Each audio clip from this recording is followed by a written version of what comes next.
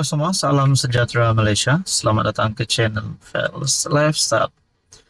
Tuan-tuan dan puan, di kalangan rakyat Malaysia hari ini yang dikejutkan dengan beberapa isu yang menjadi perbualan ramai orang berkaitan dengan yang baru-baru ini, yaitu isu subsidi diesel, di mana harga diesel di Semenanjung, di stesen minyak di Semenanjung tidak lagi ada untuk subsidi diesel.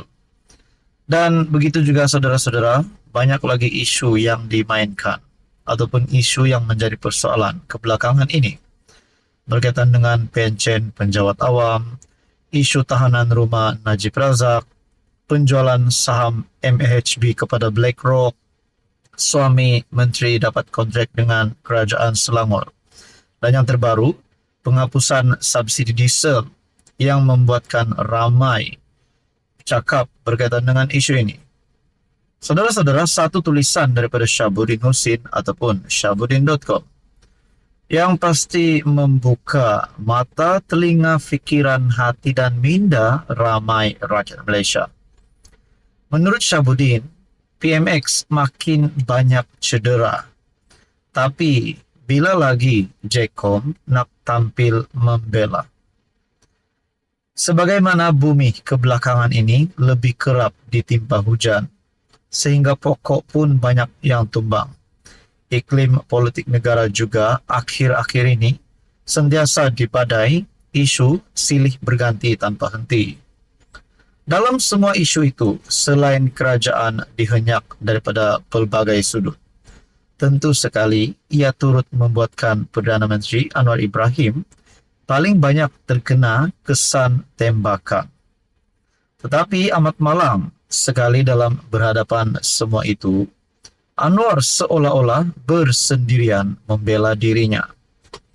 Nah, saudara-saudara, sebelum saya meneruskan di dalam tulisan ini, adakah ini menunjukkan bahwa PMX berjuang sendiri di dalam kerajaan perpaduan, di mana menteri-menteri ataupun rakan-rakan seperjuangan PMX yang perlu bersama-sama dengan PMX di saat PMX cedera diserang? Di dalam tulisan daripada Syabuddin, sementara jentera komunikasi kerajaan di bawah Fahmi Fadzil dilihat tidak berfungsi, manakala media-media dalam danaan pro-kerajaan yang sepatutnya lebih ke depan pula asyik goyang kaki dengan terus seronok memaparkan berita-berita copy-paste daripada portal-portal ternama atau memuatkan tulisan popular yang viral di media sosial.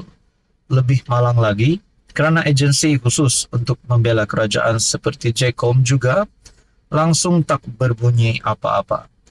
Nah, saudara-saudara, adakah semua organisasi ataupun menteri ataupun pihak-pihak yang sepatutnya membantu kerajaan ini perlu dihapuskan daripada kerajaan kerana dilihat tidak berfungsi?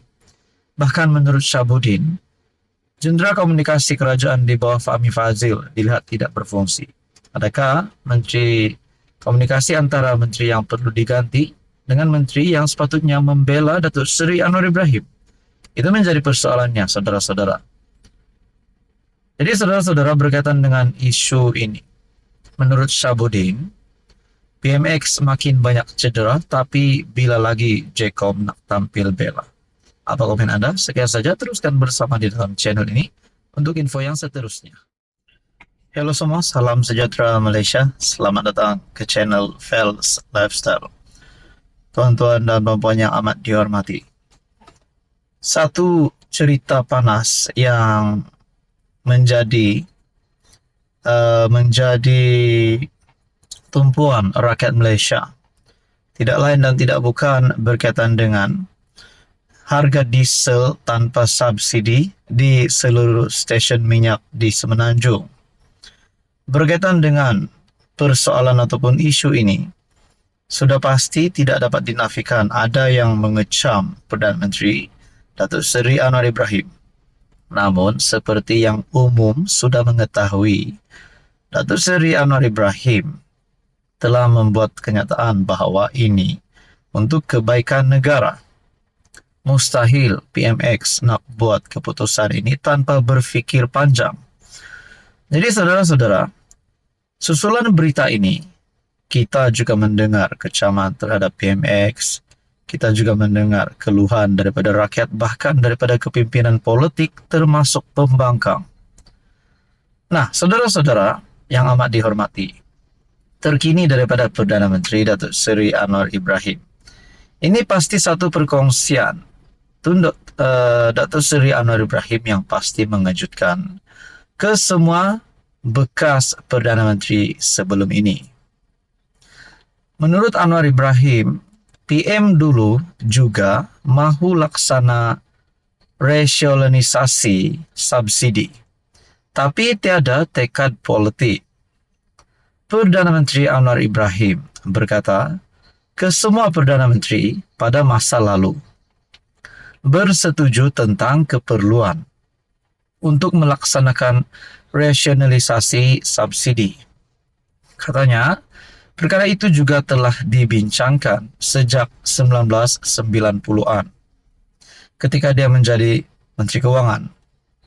Bagaimanapun, katanya, tidak ada Perdana Menteri sebelum ini sanggup melaksanakan langkah tersebut kerana ia bukan keputusan popular. Tak ada sesiapa mahu mengambil tindakan kerana ia tidak popular. Makna kata Datuk Seri Anwar Ibrahim adalah Perdana Menteri pertama yang berani menyahut cabaran ini, yang mengambil risiko ini. Dan saya boleh secara pribadi, pandangan secara pribadi saya, ini satu kemenangan Anwar Ibrahim ke atas semua bekas Perdana Menteri sebelum ini.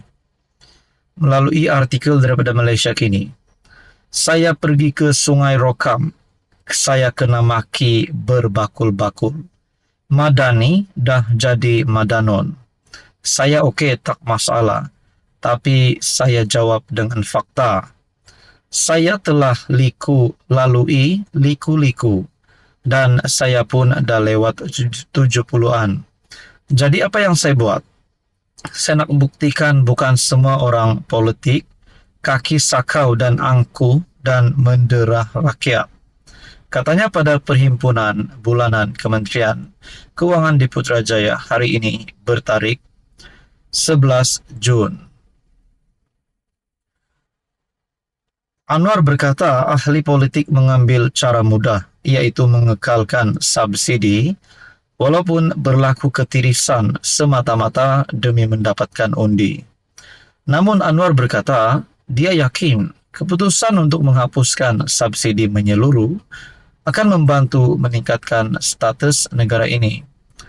Jadi saya tak peduli kalau nak maki berbakul-bakul. Selagi saya ada mandat, I will do it. When the time says I have to go, I go.